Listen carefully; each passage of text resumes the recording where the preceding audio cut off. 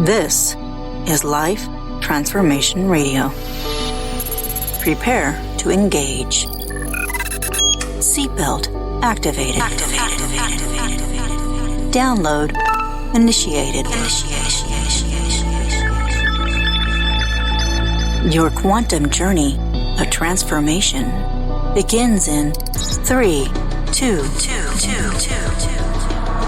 1.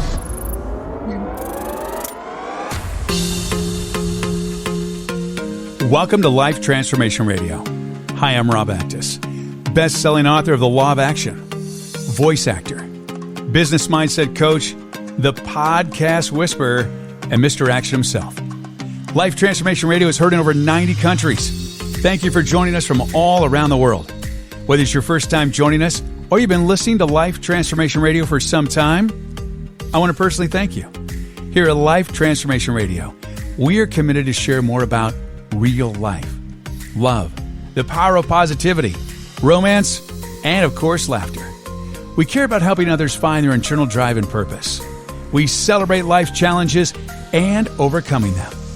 On the show, my guests are amazing people who are forces for good in the world around them and live a life of transformation. My guest today does just that.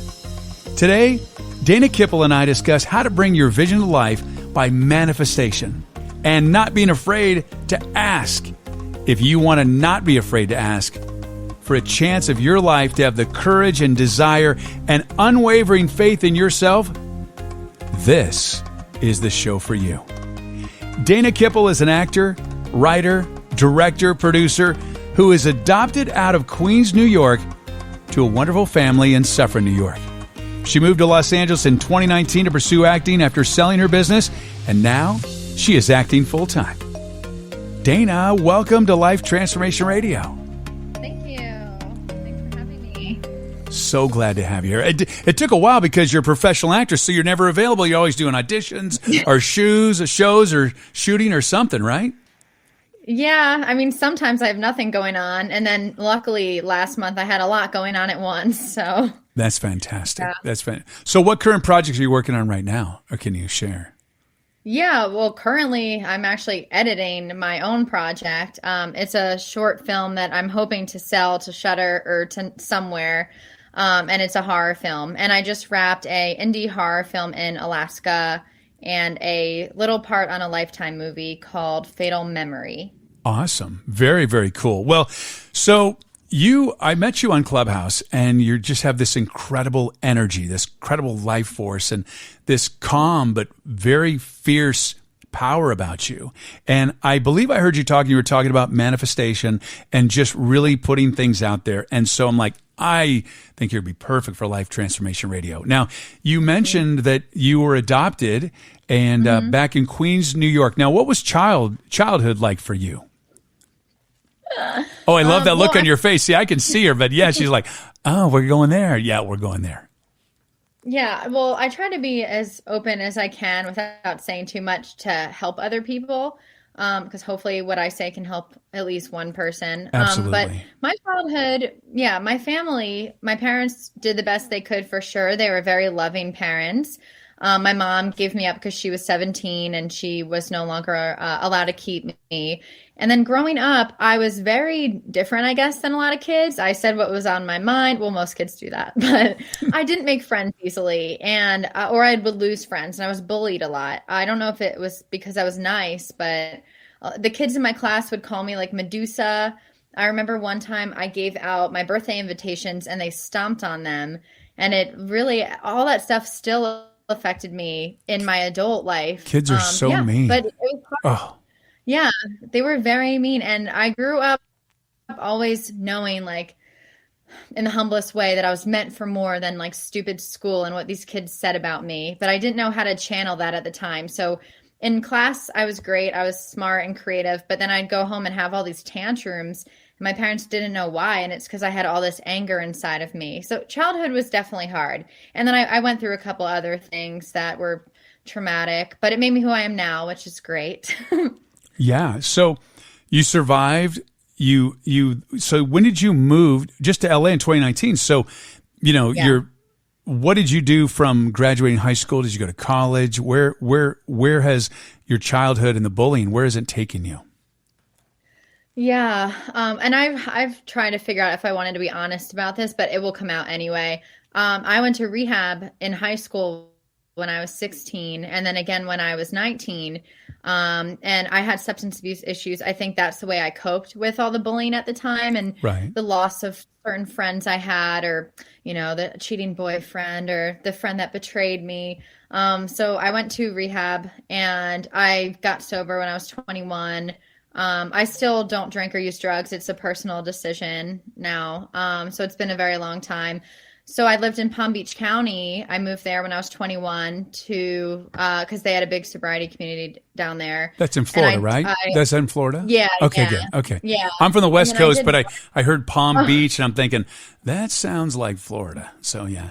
Yes. And I mean, I always wanted to act and write and direct, but I just didn't feel confident at the time, or like I didn't know who I was, and I did not want to move here not knowing who I was, or with a value system. So I lived in Palm Beach County for 10 years, worked in social media marketing, and I had my own food business. That's great. Entrepreneur. Well, first of all, congratulations on making it through rehab. And I'm sorry that your bullying was so traumatic for you. My daughter was bullied. I have friends that their kids have been bullied. Recently, a friend,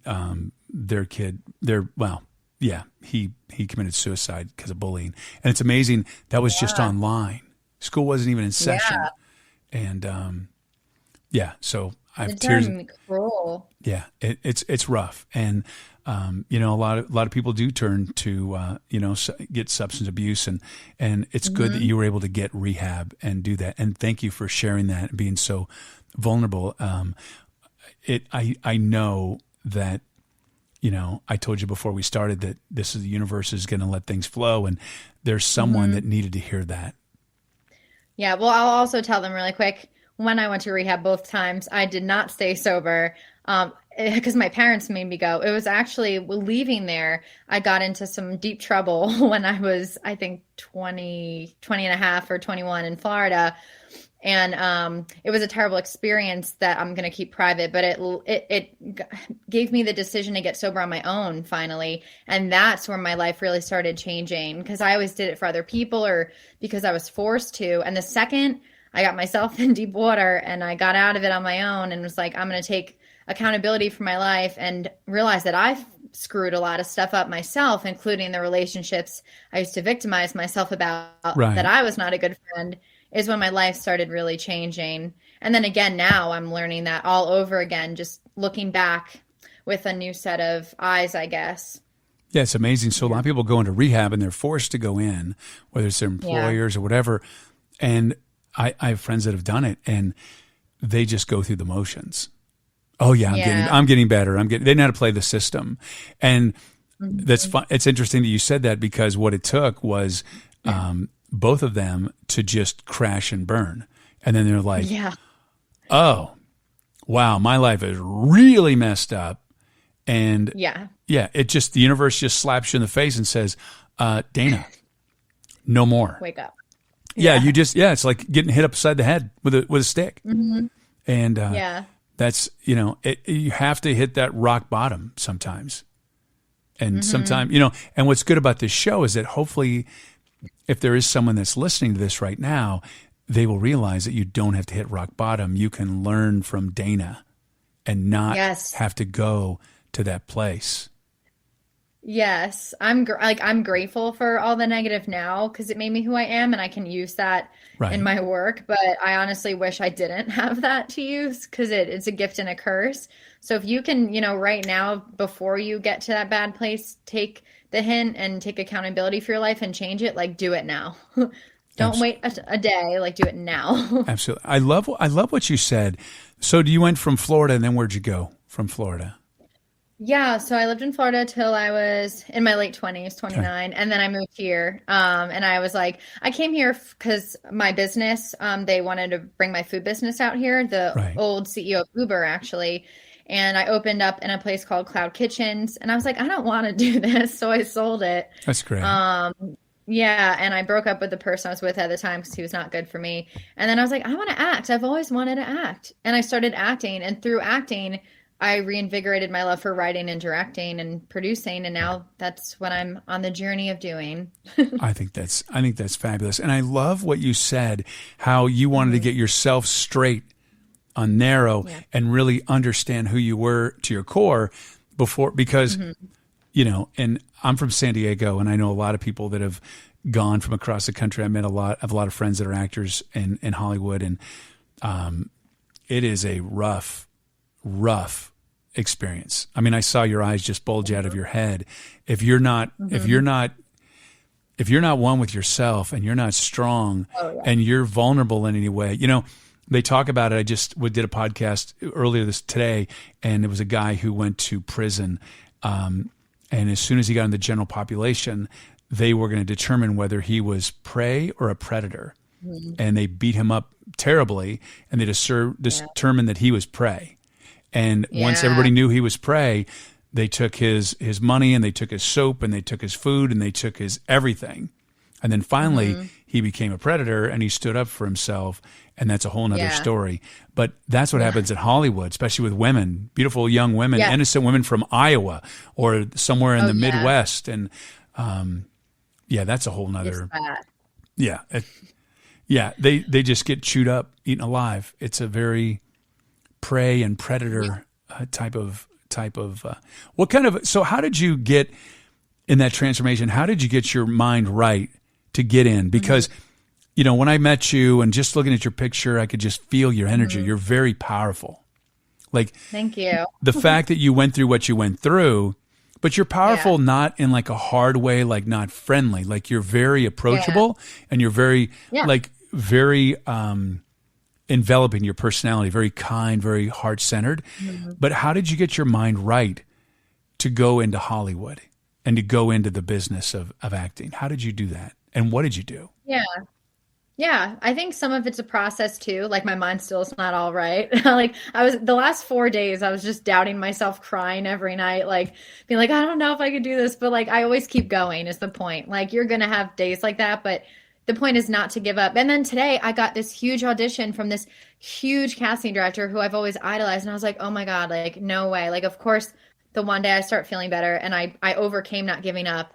Like it happens. And I really hope I get it, but we'll see. Anyway, the way I prepared, it'll happen eventually. And I just got it so much like this. But when I first came here, my biggest thing was I'm not going to do anything that compromises my morals for a role. I think that's obvious. Well, I thought that was obvious. And no matter what happens, I'm not going to give up.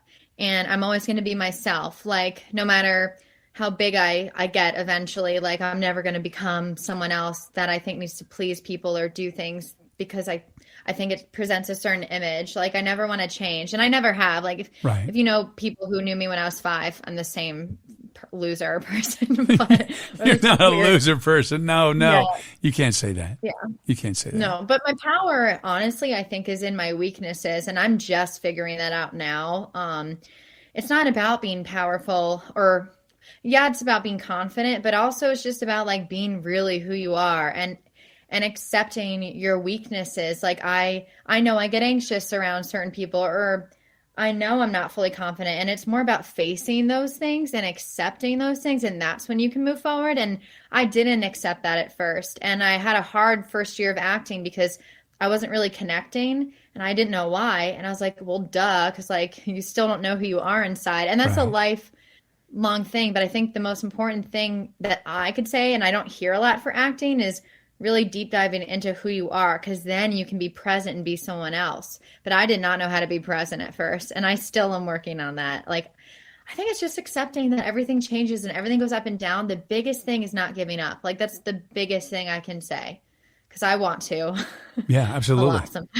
Well, so I'm a voice actor, and I do a lot of national TV commercials, and the whole oh, thanks. Well, the one thing about that is because people say, "Oh, you have a great voice. That's why you book all the time." No, look. There are people that have voices. I'm like, I wish my voice sounded like yours. I am just, and what I do have, and they don't understand that. People that are not in the industry is that the reason I book a lot of work is that I have the ability to connect with the copy and then connect with the listener or the viewer.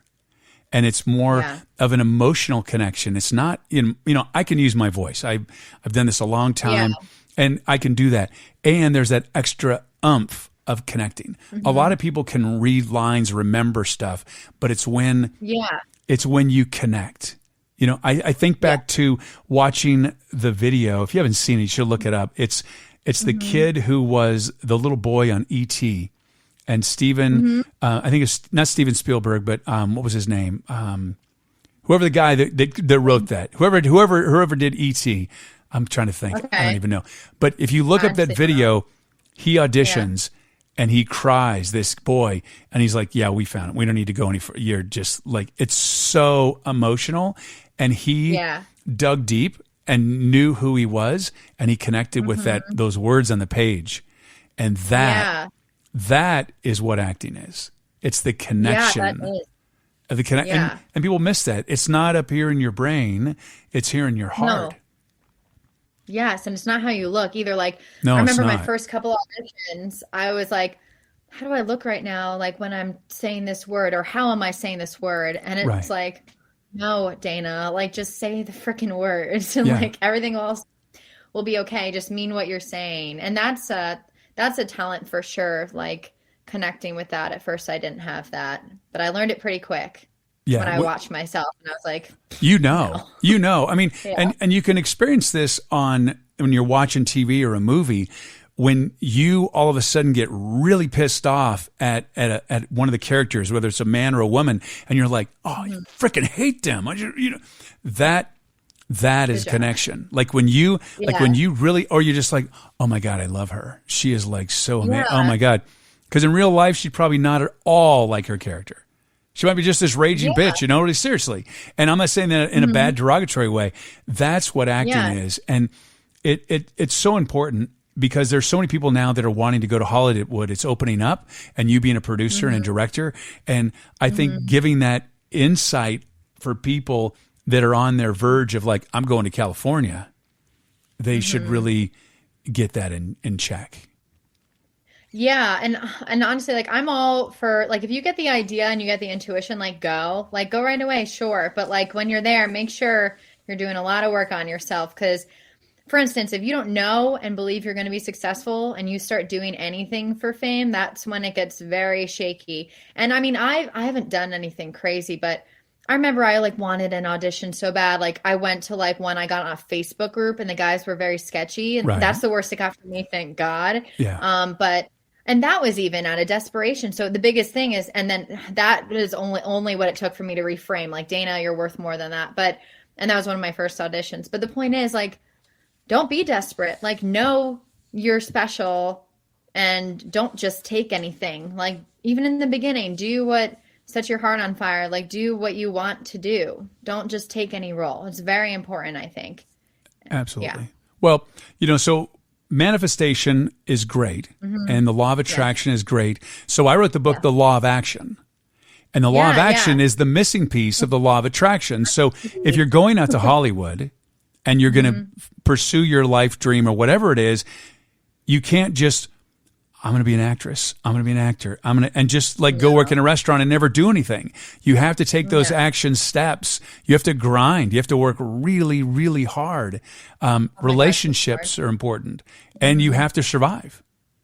Yeah, all of that. I mean, I've sold my business. I got on unemployment to pay because I was like, I'm not, and I don't recommend this for everyone, but I was like, I'm not working a job. Like, I'm just acting. I was like, I don't have time to put into waitressing. Like, I don't care if I'm broke eventually. And my parents helped me a little, thank God. And I know not everyone has that. And I know, and I'm very grateful for that. But all I do every day, like, I'll read books like this, and like, I'll read sci-fi books and like learn more about storytelling. And then I have time to exercise. I have time to work on myself. I have time to study like scripts, and literally it's like, so I'm surrounded with this all day, and I do it like 16 hours a day, and networking, following up with people, having a calendar. Like, it is exhausting. And sometimes I want to rationalize it and be like, oh, just go with the flow. But it's like, you need a balance of putting action into it and working extremely hard, and then a balance into also the confidence of knowing it's coming. And that balance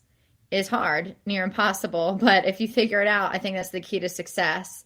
Is like letting go and letting it come to you, and also working really hard. So it's like very paradoxical. And so with that in mind, so working as hard as you're working, one of the things that I'm an advocate of, and I see people just not doing this, and that's self-care.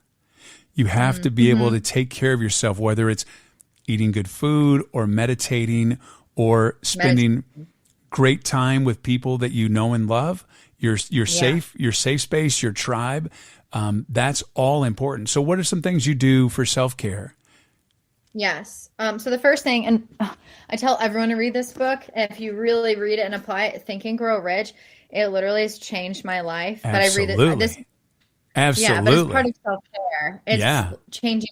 And I'm like on the last like couple pages. I'm actually on page 333, which is crazy because that's like a really important number. But that book has changed my life. So I read this every morning and night, and I read this little statement to myself of like where I want to be in 10 years and how I want to make all this money and be rich and famous, blah, blah, blah. But I'm not ashamed to say it. Like, I would love to have money and be famous, sure. But I'd also love to help people and impact people's lives. And I have that in there too, about making a self-confidence program for young women.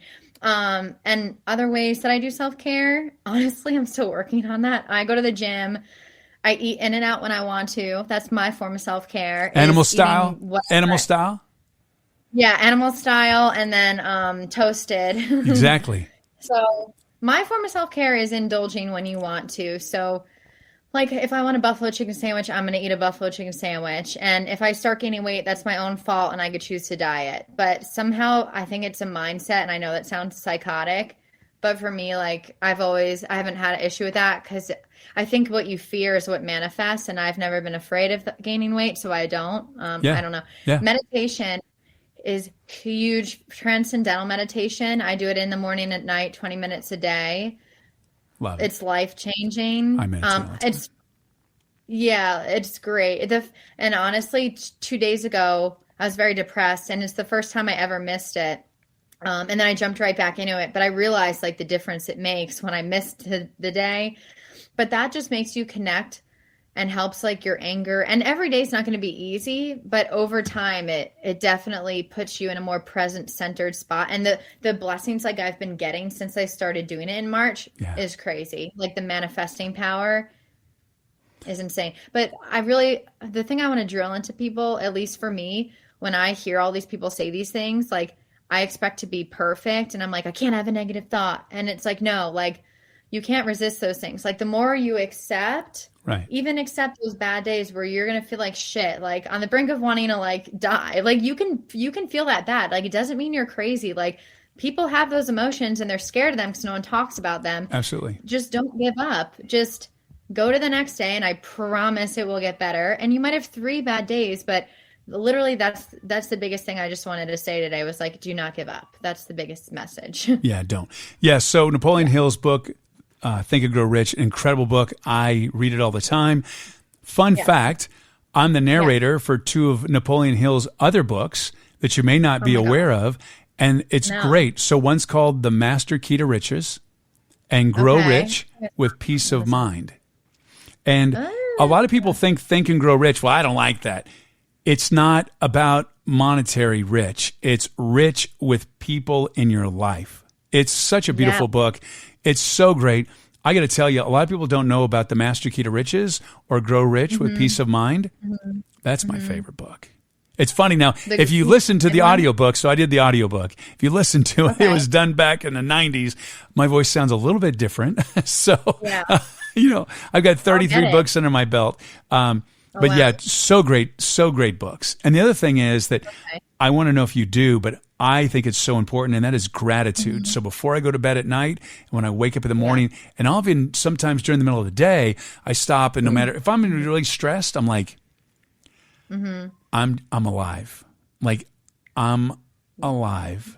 That puts things into perspective. I'm alive. Yes. So I agree, but since I have to tell my truth, which I'm learning, do I do that enough? No. That's probably why I'm not as successful as I want to be, because my worst trait is complaining, honestly. Like like with all the blessings I have in my life, I still some days just am not grateful for it. And that's why I'm working on that. So I did just start doing that in the morning and night. I do the 5 things I'm grateful for. And I mean, I've always gone in and out of that, but it's never been consistent. And I think I actually need to work on that. But hopefully that will help someone also realize like it's okay to be a work in progress. But yes, I think that's detrimental to your success. And I think that's one of the missing pieces. And that's why I'm working on it now. One of the most amazing things is my gratitude. Okay. Well, the first thing that I do, so I've had some near-death experiences. So when I wake up in the morning, when you wake up, before you open your eyes, you're awake and you're just laying there. And before you open your eyes, I'm always like, I'm so grateful to have another day. Because I've had a few near-death experiences where I thought I was going to die. And having that, it just put things in perspective. Just to be so grateful, because no matter what's going on, and look, I just lost a brick and mortar business during this pandemic. It was with a very dear friend. Our partnership went haywire. She decided that she wanted it all and she didn't want me to have any profit in it. And it just became this nightmare. It was so terrible. Well, here's the cool thing. And I talk about this. So I was building a war chest to sue her because I'm like, I'm right. And I'm a businessman. And I'm like, and so I built this big war chest. I took a breath. I let it go. Yeah. And within 24 hours, I owned a Life Transformation Radio. I took the money that was there for the war chest and applied it to my other money and then gave it. And now I own Life Transformation Radio. So how cool is that? Yeah. And it's funny because I'm grateful for her, Christina. I don't ever say her married name of it, because I'm so glad I'm not in business with her, for one. And two, I've had those. I'm in my lane. I'm doing what I'm supposed to do. This is my 4th podcast today, and I'm here with you, and I'm loving this. Like, I was tired, but right before, I'm like, I get to do this. I get to interview amazing people. So, gratitude is if you're not doing it, I highly recommend you do it. And no matter what's going on in your life, if you're so stressed, you can always find something to be grateful for. And I agree, I think the universe takes notice of that. I think it really does take notice of how you don't have to be perfect, because I'm far from perfect. So know that I'm I'm a work in progress. But having the gratitude, I think, really puts things into perspective for us. And then it also opens the door for the manifestation, which what you like to talk about, and I love to talk about, is manifesting and creating in your life. And when you're grateful for the humblest things in your life, then you can ask for everything.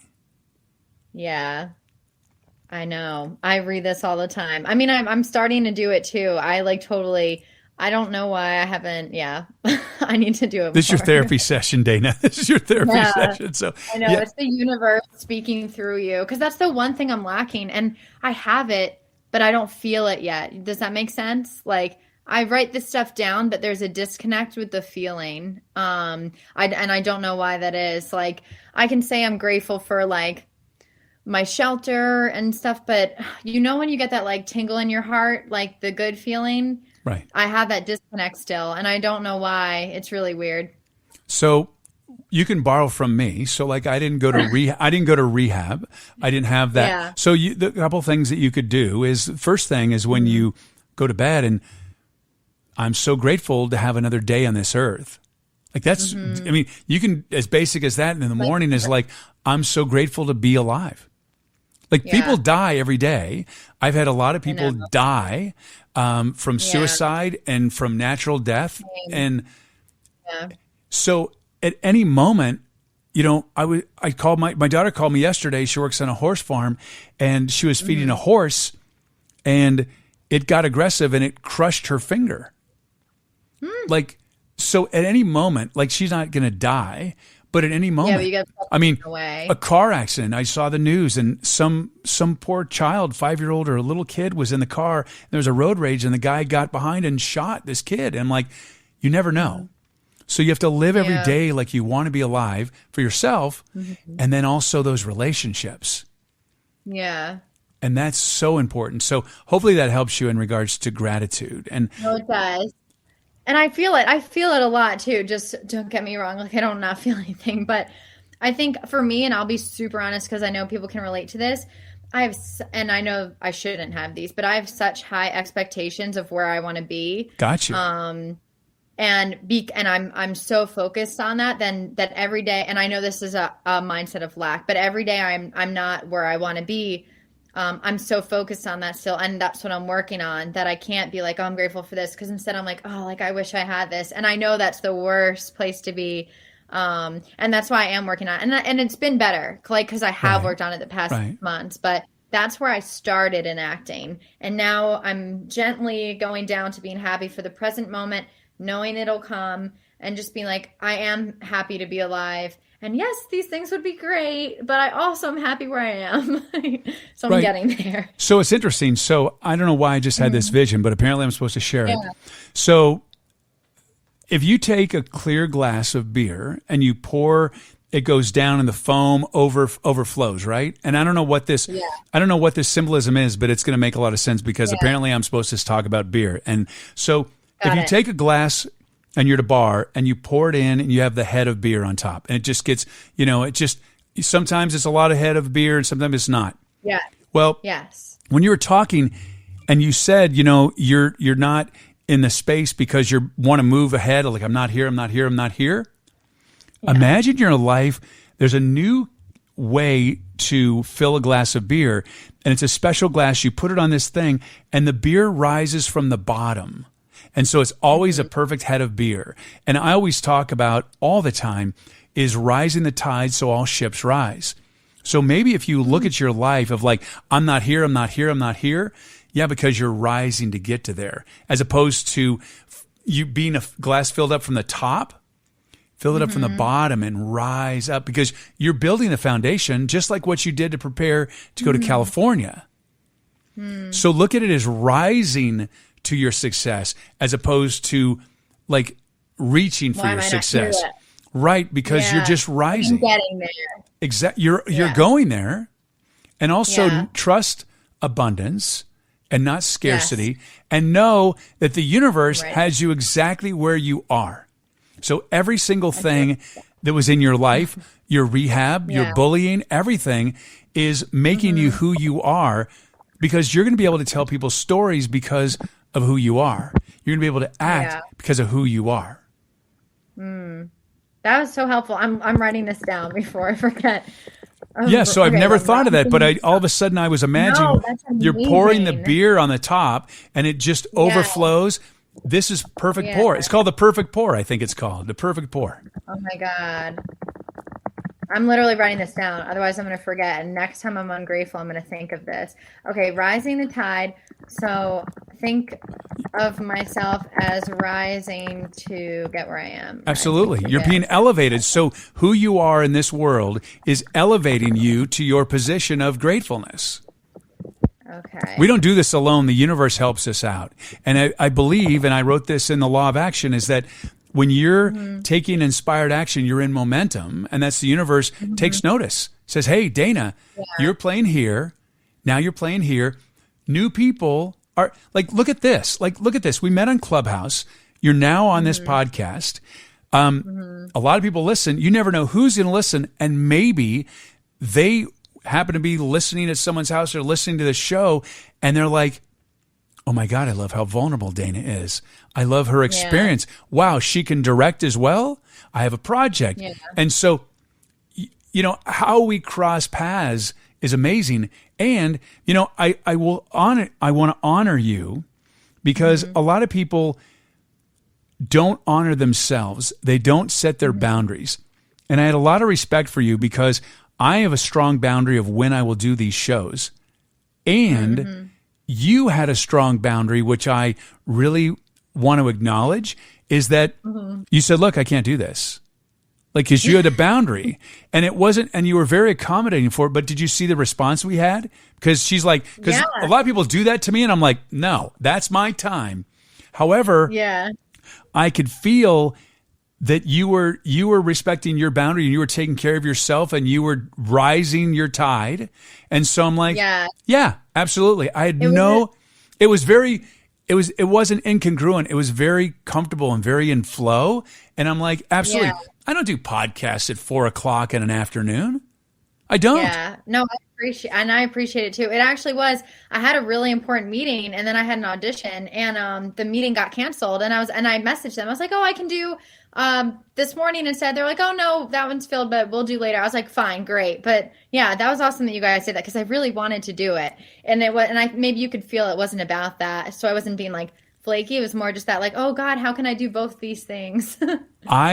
I love and honor and will go out of my way for people to do a few things. One, they take inspired action. They don't let fear stop them. Two, that they honor their boundaries and they respect other people's boundaries. And three, that they ask. And you did all three. Yeah. A lot of people just will not ask. And I know that's one of the things that is big in your world is that you ask. And you have had doors open because of asking. And I have had doors open. I mean, I asked to buy this show. I said, I want to buy this. Yeah, if you don't ask, how do you know? May as well ask. Right. But people are so afraid of the end result. Like, it's so funny. I have a friend who's trying to get a job and he's like, I'm not going to turn my resume in. I'm not going to get it. Well, you're not going to get it if you don't turn in a resume. I say that all the time. Yeah. So what? You may not get it. Just keep going. Right. And you being in acting, and I talk about this in my book, is, we all have our self-doubts. People think that my life is perfect, and it's far from perfect. And I try to be as open and vulnerable as I can be. I was auditioning for a commercial, and I just felt it was too big. And I've had that. Yeah. And I'm just like, and so my agent goes, yeah, just don't do it. You're just not going to get it. I'm like, okay, good, great. And then I pondered, and I'm like, wow, what if I did get it? That would be like life changing. This is a big commercial. And I just said, nah, I can't do it. And then I tried it, and I'm like, no, I'm just not worthy. I'm just not worthy for this. This. And it's funny because the day before, I had booked and I did a national commercial, a big national commercial, but there was just something about this job that I just didn't feel worthy. Long story short, I just said, you know what? I'm going to do it. It was a 15-second commercial. I'm going to go in. I'm going to do it in one take and submit that as my audition.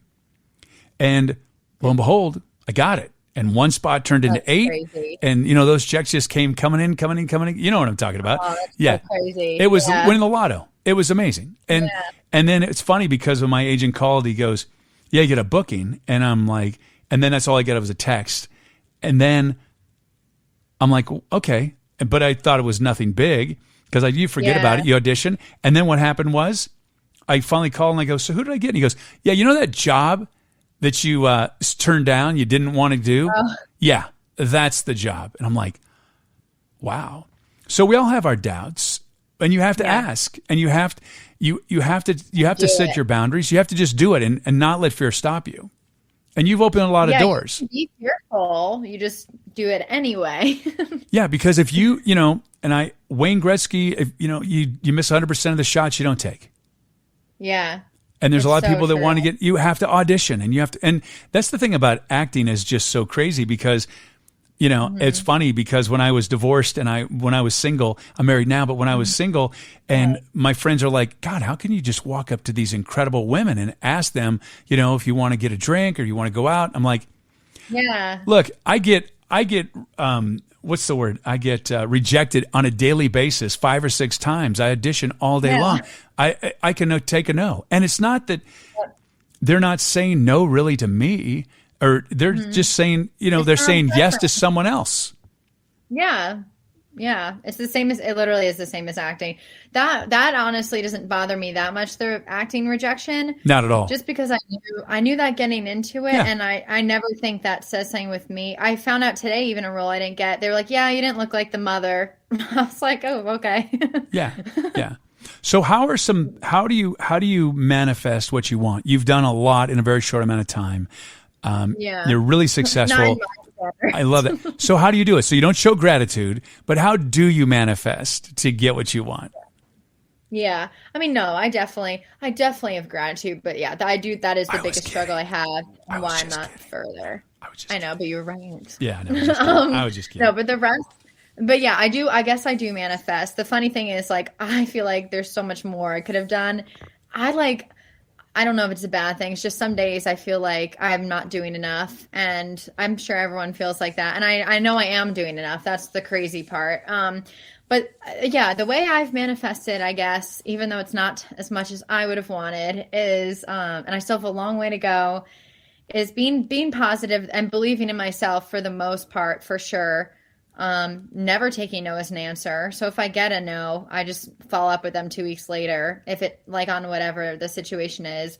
Networking, but the way I network is having real relationships. Like, don't tell someone you want to be in their movie and that's it. Like, or say, give me a part in your movie. Like, find out what they like. And if you don't gel with them, don't friggin' message them. Like, message the people that you think maybe you'll have a connection with. Like, otherwise it's going to come off fake. So, or like, ask someone to coffee. I don't know. And if you're going to coffee with the opposite sex, like, let them know you have a boyfriend. Like, let them know you're interested professionally. Like, there's ways you can set boundaries in the beginning where you're not going to get yourself in hot water later. Like, it's actually pretty easy.